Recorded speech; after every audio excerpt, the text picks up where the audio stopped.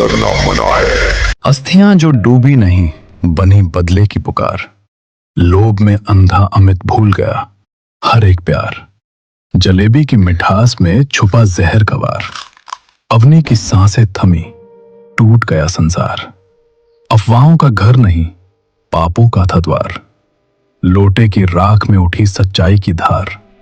जिसने मौत लिखी थी अपने ही हस्ताक्षर, सूद समेत लौटा कर्म चटक गई उसकी। सुबह होती है, एक 3 मंजिला इमारत दिखाई देती है। इमारत के बाहर एक बोर्ड लगा है जिस पर लिखा है शर्मा केमिकल्स। इमारत के अंदर अमित अपने कैबिन में बैठा है। वो फोन पर सतीश से बात कर रहा है। सतीश एक रियल एस्टेट ब्रोकर है। दोनों किसी प्रॉपर्टी के बारे में चर्चा कर रहे हैं। हाँ ठीक है, मुझे इस प्रॉपर्टी को जल्द से जल्द बेचना है।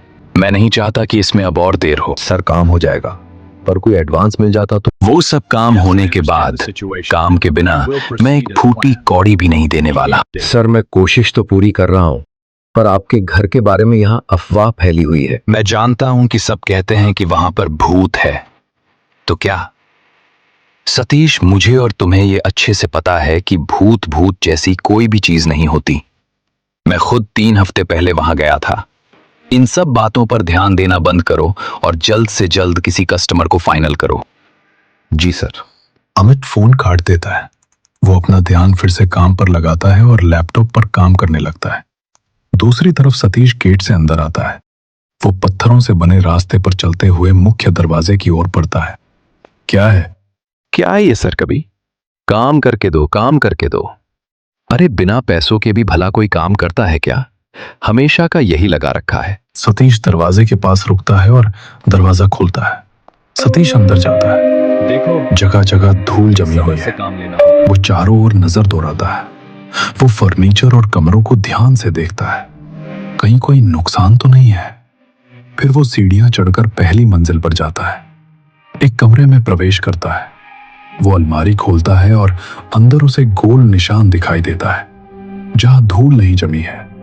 वो कुछ पल के लिए सोच में पड़ जाता है, लेकिन फिर उस बात को नजरअंदाज करके अलमारी बंद कर देता है। जैसे ही वो मुड़कर दरवाजे की ओर बढ़ता है, पीछे से अलमारी का दरवाजा अपने आप खुल जाता है। ना वहां हवा चल रही है, ना ही कोई आसपास है। फिर भी दरवाजा अपने आप खुल जाता है।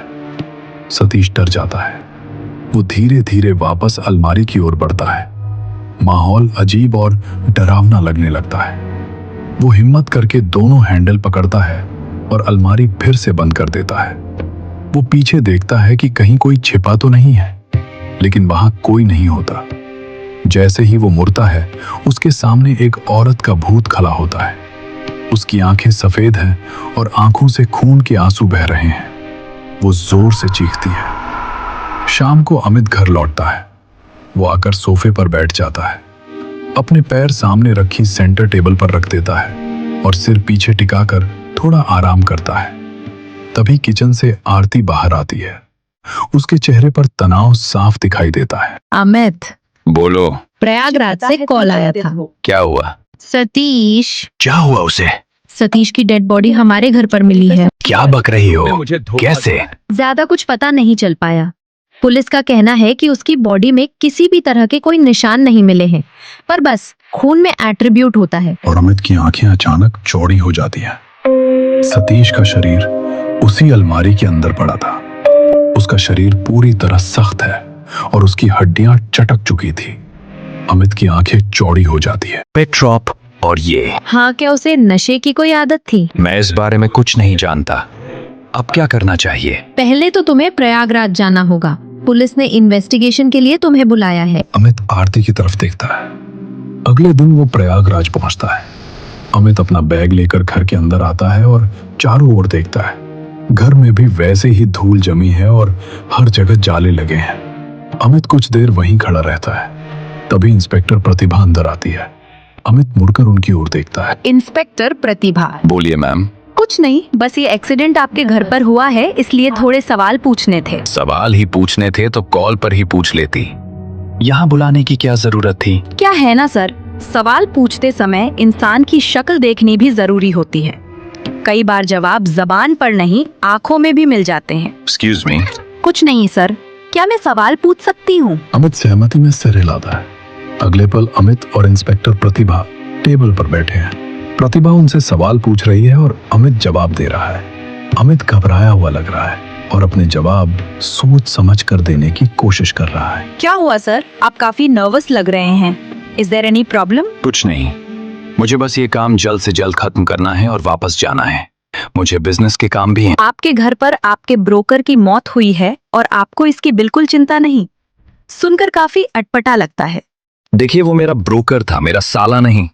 और अगर किसी इंसान की ड्रग ओवरडोज की वजह से मौत हो जाती है तो इसमें मेरा क्या कसूर है? इंस्पेक्टर प्रतिभा अपने बैग से कुछ कागज निकालती हैं और उन्हें टेबल पर रख देती हैं। शर्मा केमिकल्स आपकी ही कंपनी है ना? अमित कागजों की तरफ देखता है, फिर नजर उठाकर प्रतिभा की ओर देखता है। समझ रहा हूं कि आप क्या कहना चाहती हैं। यस, मेरी कंपनी मैन्युफैक्चर जरूर करती है, पर इसमें मेरा कोई हाथ नहीं। Are you sure? मैम, मैं सिर्फ मेडिसिन्स बनाने का काम करता हूं और वो मेडिकल इंस्टीट्यूशंस को ही जाते हैं। आप चाहे तो मैं अपने डिस्ट्रीब्यूटर्स की लिस्ट दे सकता हूं। अगर ड्रग्स इलीगली मार्केट में आ भी रहे हैं तो ये एक सप्लाई चेन का लूप है, ना कि मेरी गलती। ठीक है, आप अभी जा सकते हैं। अगर कोई और जानकारी चाहिए होगी तो मैं आपको कॉल करूंगी। अमित सहमति में सिर हिलाता है। इंस्पेक्टर प्रतिभा वहां से चली जाती है और अमित उसी कुर्सी पर बैठा रहता है। शाम को बारिश शुरू हो जाती है। अमित लिविंग रूम में है। वो फोन पर बात करते हुए चढ़ा हुआ लगता है और इधर उधर चलते हुए बात करता है। तुम मेरी बात समझ क्यों नहीं रहे हो? मेरा आज बैंगलोर पहुंचना बहुत जरूरी है। अगर मैं वहां नहीं पहुंचा तो मेरा काफी नुकसान होगा। सर, बारिश की वजह से कई फ्लाइट्स कैंसिल हो चुकी हैं। अब जब तक बारिश नहीं रुक जाती हम कुछ नहीं कर सकते। अमित चढ़कर फोन काट देता है। शिट।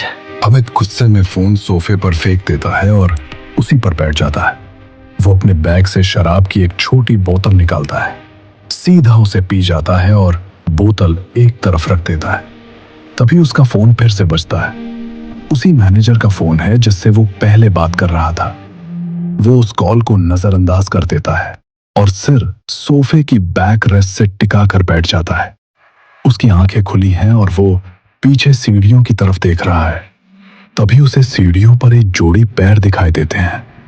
वो पैर बहुत फीके हैं और खून से सने हुए हैं। ये देखकर वो तुरंत चौंक जाता है। उसकी आंखें चौड़ी हो जाती हैं। वो जल्दी से सिर आगे करता है, सोफे से उठता है और सीढ़ियों की ओर देखता है, लेकिन वहां कुछ भी नहीं होता। इतने में उसका फोन फिर से बजता है। इस बार आरती का कॉल है। वो तुरंत फोन उठाता है और उससे बातें करने लगता है। क्या हुआ? इतना हाफ क्यों रहे हो? नहीं, कुछ नहीं। शायद एक बुरा सपना देख लिया इसीलिए। Are you sure? हाँ, मैं ठीक हूँ। तुम घर कब आ रहे हो? क्या बताऊं यार, यहाँ पर बहुत जोरों की बारिश हो रही है, इसीलिए तो जो फ्लाइट बुक की थी वो भी कैंसिल हो गई और दूसरी कोई फ्लाइट अवेलेबल ही नहीं है। अरे ऐसे कैसे? तो तुम अभी कहाँ हो? अभी तो घर पर ही हूँ। रात की बात है, सोचा यहीं रह लूं। पर अमित, तुम्हें पता है ना वो घर में? अरे तुम चिंता मत करो, मैं ठीक हूँ। अच्छा सुनो, मैं काफी थका हुआ हूँ, मैं तुमसे बाद में बात करता हूँ। अमित फोन रख देता है और फिर से सोफे पे बैठ जाता है। वो कुछ देर तक इधर उधर देखता रहता है, फिर सोफे पर ही लेट जाता है। रात को अमित सोफे पर सो रहा है। उसका एक पैर सोफे की बैक रेस्ट पर है और दूसरा नीचे लटका हुआ है। ऊपर लॉफ्ट में एक झूला आगे से हिल रहा है। अचानक वो बीच में ही रुक जाता है।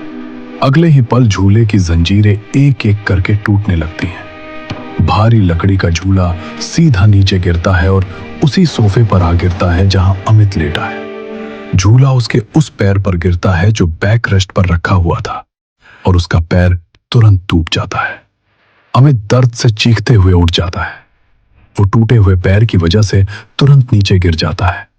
जब वो अपना चेहरा उठाता है तो उसे वही फीके पैर फिर से दिखाई देते हैं जिन्हें उसने कुछ देर पहले देखा था।